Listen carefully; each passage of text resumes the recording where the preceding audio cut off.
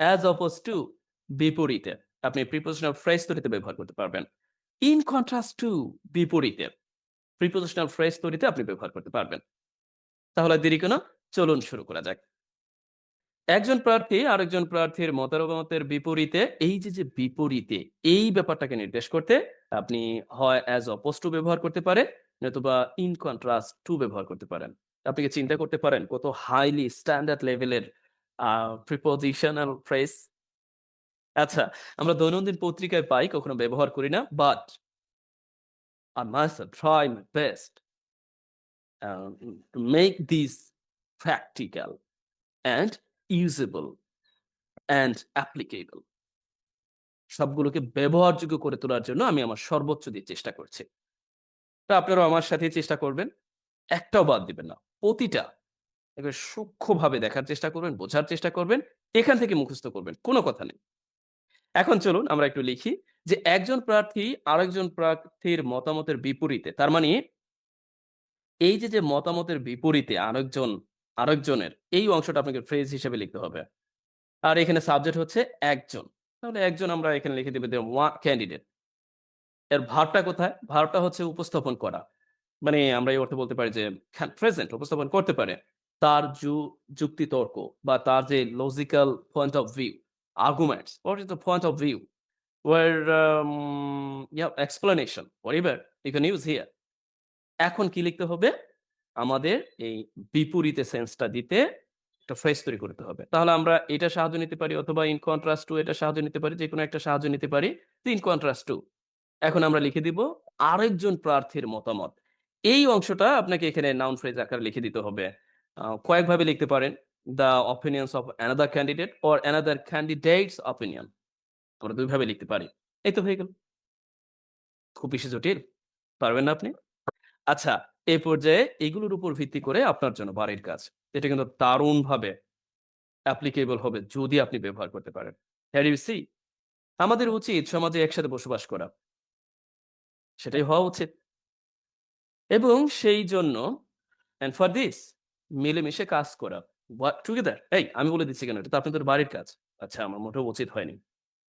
এরপরে দেখুন, অপরদিকে বা এই যে কথাটা আমি বললাম, এইটার বিপরীত দিকে আমরা লক্ষ্য করি। বা বিপরীতে আমরা লক্ষ্য করি। এই অপর দিকে নির্দেশ করতে গিয়ে আপনাকে ইন কন্ট্রাস্ট ব্যবহার করতে হবে অথবা আপনি চাইলে এটার পরিবর্তে অন দ্য আদার হ্যান্ড ব্যবহার করতে হবে পারেন অথবা আপনি ইনস্টিড ব্যবহার করতে পারেন। মানে এইটা হচ্ছে আরো বেশি উপযুক্ত। ইনস্টেড মিনিং দ্যাট তার পরিবর্তে। ইন কন্ট্রাস্ট মানে অপর দিকে এটার বিপরীতে। অ্যাডভার্বিয়াল ফ্রেজ হিসেবে আপনি আপনার বাক্যের প্রয়োজনে অপরদিকে, অন্যদিকে ইন কন্ট্রিট এটাও ব্যবহার করেন ইন কন্ট্রে পরিবার বেশি আসলে ঝামেলা পাকানোটা উচিত হবে না। আমরা লক্ষ্য করি যে মানুষ অন্যের ক্ষতি করার জন্য মনে স্থির হয়ে থাকে। Universal truth taking place in our country. Then we see in connection with জড়িত থাকায় repeat after me in connection with জড়িত থাকায় or associated with জড়িত থাকায় in accordance with অনুযায়ী in accordance with অনুযায়ী দেখুন এগুলোর উপর ভিত্তি করে আমরা বাক্য লিখতে পারি। আজ পুলিশ বিপুল পরিমাণ মাদক পাচারে জড়িত থাকায় ৩ জনকে গ্রেপ্তার করেছে। আচ্ছা, এই জাতীয় বাক্য আপনি পত্রিকায় অহরহ দেখতে পান। কিন্তু নিজে যখন লিখতে যান তখন কেমনে কি করবেন? সাবজেক্ট কে, ভার্ব কে, অবজেক্ট কে, উম জড়িত থাকা এটাই বা কিভাবে লিখব? আচ্ছা, এই জড়িত থাকায় নির্দেশ করতে definitely you can use in connection with or associated with, right? আচ্ছা, এখন মূলত গ্রেপ্তারটা কে করেছে? সেই হচ্ছে সাবজেক্ট। পুলিশ গ্রেপ্তার করেছে। আর গ্রেপ্তার করেছে ভার্ব। কাদেরকে গ্রেপ্তার করেছে? ৩ জন ব্যক্তিকে গ্রেপ্তার করেছে। আর সেই ৩ জন ব্যক্তি হচ্ছে এই বিপুল পরিমাণ মাদকের পাচারে জড়িত। এখন সিকোয়েন্স অনুযায়ী আস্তে, আস্তে লিখে দেন। আর আপনি চাইলে যেকোনো জায়গায় যেকোনোটা বসাতে পারবেন যখন আপনি চিহ্নিত করতে পারবেন। তাহলে দেরি কোনো চলুন শুরু করা যাক। টুডে এখন এটা হচ্ছে অ্যাডভার্ব হিসেবে আপনি আগে লিখবেন না পরে লিখবেন, ইটস আপ টু ইউ। তবে কিছু জায়গায় একটু মেইনটেইন করতে হয়। টুডেই আজ আমরা শুরুতে লিখতে পারি। অনেকে আবার শেষের দিকেও লেখে বাক্যের প্রয়োজনে। Then we see এখন লিখতে হবে পুলিশ। কি করেছে? তো পুলিশ অ্যারেস্টেড। আপনি চাইলে এটাকে পাস্ট এও লিখতে পারেন বা আ প্রেজেন্ট পারফেক্ট ও লিখতে পারেন। দেখুন, আমি মূলত প্রেজেন্ট পারফেক্ট অথবা পাস্ট কে আমরা প্রায় সময় একই সেন্স এ আমরা ব্যবহার করি। এটা পত্রিকার ভাষা সাধারণত করে আরকি। যারা আমরা পত্রিকা পড়ি তারা দেখবেন। টুডে ব্যবহার করার পরেও আমরা কি করি? এই অংশটা পাস্ট সেন্স এ দেখতে পাই। মিনিং দ্যাট আপনি কিন্তু এটাকে চাইলে এইভাবে আ প্রেজেন্ট পারফেক্ট ও ব্যবহার করতে পারবেন। Has arrested, have arrested. আচ্ছা, পুলিশ অ্যারেস্টেড কাদেরকে? ৩ জনকে ধরেছে। আমরা বলতে পারি যে 3 ইন্ডিভিজুয়াল ৩ জনকে ধরেছে 3 পারসনস অনেকে অনেক কিছু বলে। আচ্ছা, এরপরে আমাদের লিখতে হবে কি? এই যে বিপুল পরিমাণ মাদকের সাথে জড়িত থাকায়। এই জড়িত থাকায় অর্থটা দেওয়ার জন্য ইন কানেকশন উইথ এইটা আমাদের লিখে দিতে হবে। ইন কানেকশন উইথ বিপুল পরিমাণ মাদক। এই অংশটা আমরা এখন লিখে দিব। Large scale trafficking. আপনি চাইলে অনেক কিছু লিখতে পারেন in connection with drugs, trafficking with large scale. আর আপনি অনেকভাবে বলতে পারেন এই কথাটা বলার জন্য। তবে এইটা হচ্ছে অ্যাপ্রোপ্রিয়েট। লার্জ স্কেল ট্রাফিকিং মানে দ্যাট মিনস মাদক পাচার আরকি। ট্রাফিকিং বলতে পাচার। আচ্ছা, এ পর্যায়ে আমি ছোট্ট একটা গল্প বলি। দেখুন, আ মানুষ আস্তে, আস্তে শিখে। কেউ এরকম না যে হঠাৎ করে সবকিছু শিখে ফেলে। আমি এই ট্রাফিকিং বলতে মূলত মানব পাচারকে আ এই মানব পাচারকে নির্দেশ না করে আমি ভেবেছিলাম মানুষের জ্যাম। আচ্ছা, স্যার লিখতে বলেছেন। আমি সত্য কথা to be honest যে আমি আ হিউম্যান ট্রাফিকিং লেখা ছিল মানব পাচার না লিখে আমি লিখেছি মানুষের জ্যাম। এই যে ট্রাফিকিং ব্যাপারটা, এই ব্যাপারটাকে আমি ধরতেই পারিনি। আমি ভাবছি ট্রাফিক জ্যামের মতো সেটাই মনে হয় মানুষের জ্যাম। এই বিষয়ের উপর মোটামুটি আমি লিখে ফেলেছি। এটা কিন্তু আরো কমপক্ষে ১০ বছর আগের কথা। এখন আমি হচ্ছি বলব না আমি। আচ্ছা, মানে আমি যেই কথাটা বলছি ১০ থেকে ১২ বছর আগের কথা। আচ্ছা? আমি হিউম্যান ট্রাফিকিং কে মানুষের জ্যাম হিসেবে নিয়েছি। এরপর লিখে দিয়েছি যে আ শহরগুলোতে অনেক জ্যাম। আ ঘাটগুলোতে অনেক জ্যাম দেখা যায়। অনেক মানুষ। আবার আমার ছোটবেলা থেকেই লেখালেখিতে একটা ইয়া ছিল। বাট আমি এই ট্রাফিকিং এর অর্থটা এক্সাক্টলি বুঝতে পারতাম না, জানতামও না। এরপর আমি এভাবে লিখে দিলাম। লিখে দেওয়ার পরে স্যার আমাকে ১০ এর মধ্যে ৬ দিয়েছিলেন। বাকিটা আমি বলব না। কেন দিয়েছিলেন? কিসের উপর ভিত্তি করে দিয়েছিলেন? সেই ভালো জানে। পরবর্তীতে আমি জানতে পারি আসলে হিউম্যান ট্রাফিকিং বলতে বোঝাচ্ছে মানব পাচার। এটা মানুষের জ্যাম না। এই ছিল হচ্ছে নিজের কথা তো না অভিব্যক্তি প্রকাশ করলাম। মনে পড়লো আরকি। আচ্ছা, আমরাও যেন এরকম ভুলভাল না লিখে ফেলি।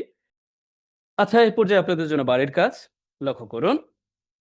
এটা আমি উচ্চারণ করলাম না। এই শব্দটা আপনি নিজে লিখবেন। তবে লেখার সময় একটু ইয়া ব্যবহার করেন, স্টার ব্যবহার করেন নতুবা আবার ঝামেলা হয়। আচ্ছা। মামলায় জড়িত অনেকেই আজকাল রেহাই পেয়ে যাচ্ছে বা মুক্তি পেয়ে যাচ্ছে। এই রেহাই পেয়ে যাওয়া বা মুক্তি পেয়ে যাওয়া এর জন্য সুন্দর একটি ইংরেজি আছে। আমি লিখে দিচ্ছি, আপনি এইভাবে লিখতে পারেন, "Go unpunished" এখন বলতে পারেন, "কি বললেন?" হ্যাঁ, আমার কাছে অনেক ভালো লাগে এই "go" ব্যবহার করে দিয়ে এরপর বাক্য তৈরি করতে। "Go unpunished" রেহাই পেয়ে যাওয়া বা শাস্তির বাইরে থেকে যাওয়া। চাইলে আপনি অন্যভাবে লিখতে পারবেন, ছাড় পেয়ে যাওয়া। তাহলে আর দেরি কেন? এই যে ফ্রেজটা আছে এটা ব্যবহার করে আপনি এই বাক্যটি লিখে ফেলতে পারেন। দেরি নয়। চাইলে আপনি অন্য যেকোনো বাক্য লিখতে পারবেন। চলুন পরবর্তী দেখা যাক। Here we see বরাবরের ন্যায় repeat after me. In addition to ছাড়াও। In addition to ছাড়াও। In addition এছাড়া। In addition এছাড়া। আপনি adverbial phrase তৈরি করতে পারেন। বাক্যের শুরুতে স্বাধীনভাবে ব্যবহার করতে পারেন। Additionally অধিকান্ত।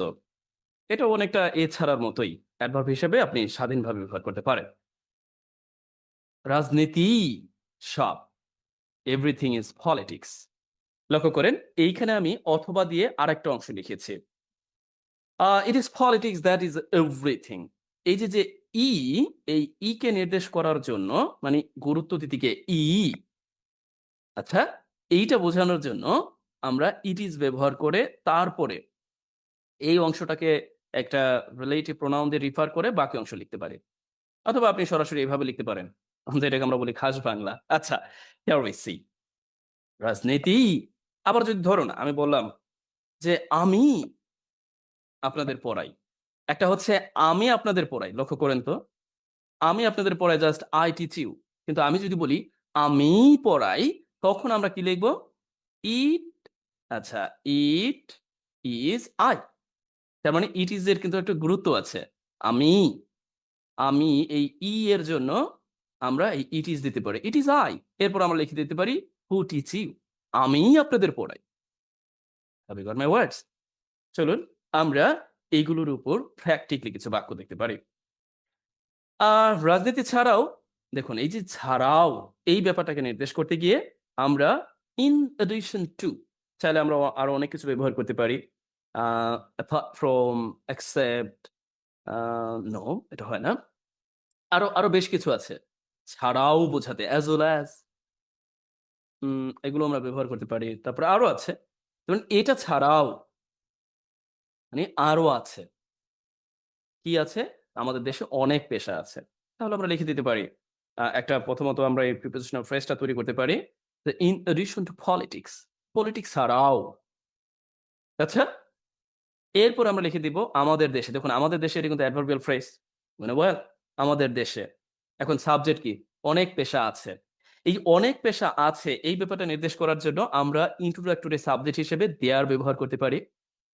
There R There are এরপরে অনেক পেশাকে আমরা বোঝাতে পারি many professions, occupations or whatever আমাদের দেশে। এই অংশটা এখানে বাকি আছে। এখন আমরা এই জায়গায় মূলত ফ্রেজ হিসেবে ব্যবহার করে দিতে পারি in our country। আবার আপনি চাইলে কিন্তু এই অংশটা এখানেও ব্যবহার করে দিতে পারতেন। তাতে করে একটু আনইজি দেখাতো। বাট এখন এটার সিকোয়েন্সটা ঠিক আছে আমাদের দেশে। এখন আমরা লিখে দিতে পারি কি কিন্তু কনজাংশন হিসেবে আমরা লিখে দিতে পারি বাট। এখন মনে হয় বা আমরা এটা লিখে দিতে পারি অনেকভাবে যে it seems or now it seems to me or now it seems to us আমাদের কাছে এখন মনে হয় বা আমার কাছে এখন মনে হয়। or you can see, you can use here এখন মনে হয় it seems এখন মনে হয় যে রাজনীতিই সব। আমরা that ব্যবহার করতে পারি কনজাংশন হিসাবে যে রাজনীতিই সব। এখন আপনি এই অংশটা লিখতে পারেন অথবা এই অংশটা লিখতে পারেন। তাহলে কোনটা লিখবেন? এটা আপনার কাজ। এখন আমরা লিখে দিতে পারি the politics everything or you can use it's politics that is everything। এ পর্যায়ে এগুলোর উপর ভিত্তি করে আপনার জন্য একটি কাজ। অবশ্যই কাজটি করবেন। আমাদের অনেকেই মনে করে যে নেতারাই সব ইয়া আচ্ছা আর সব মানুষ আগাছার মতো। বুঝতে পারছেন তো? একটু রুড ওয়ার্ড ব্যবহার করা হয়েছে। আগাছা বলতে বুঝতেই পারছেন। যেগুলোর আসলে আপনি এটাকে অকার্যকর কিছু বলতে পারেন বা সাবজেক্ট বলতে পারেন। আচ্ছা? সাবজেক্ট এবং অবজেক্ট যেটা রাজত্বের অধীনে যারা থাকে, সাধারণত সাবজেক্ট হিসেবে প্রজাদের ভেবে নেয়া হয়। হিয়ার উই সি আমরা একটু দেখার চেষ্টা করি। দেখুন, আ আপনারা অনেকেই মনে করেন যে আসলে আ এই জায়গায় সবই তো বুঝলাম, কিন্তু আগাছাটা বুঝি না। লাইক এবার আগাছার অর্থটা আপনি খুঁজে নিবেন। এই অর্থটা আপনি খুঁজে নিবেন যখনই, তখনই আপনি appropriately শিখতে পারবেন। সবই যদি আমি বলে দেই, তাহলে আপনি শিখতে পারবেন না। To be honest, keep my words in your mind। আপনি যখন একটা শব্দকে খুঁজে বের করে লিখবেন, ওইটাই আপনি অনেকদিন পর্যন্ত মনে থাকবে। বাট যেগুলো আমি দেখাচ্ছি, সেটা আপনি ভুলেও যেতে পারেন। যদি আপনি চর্চা না করেন। কথায় আমার আ অভিব্যক্তি, কথায় আমার সাজেশন অনেকে বিরক্ত হতে পারেন। আচ্ছা, no problem, here we see. আমরা দারুণভাবে প্র্যাকটিস 6 অনুযায়ী এই বাক্যটি করে দিতে পারি। চলুন আমরা পরবর্তীতে দেখি।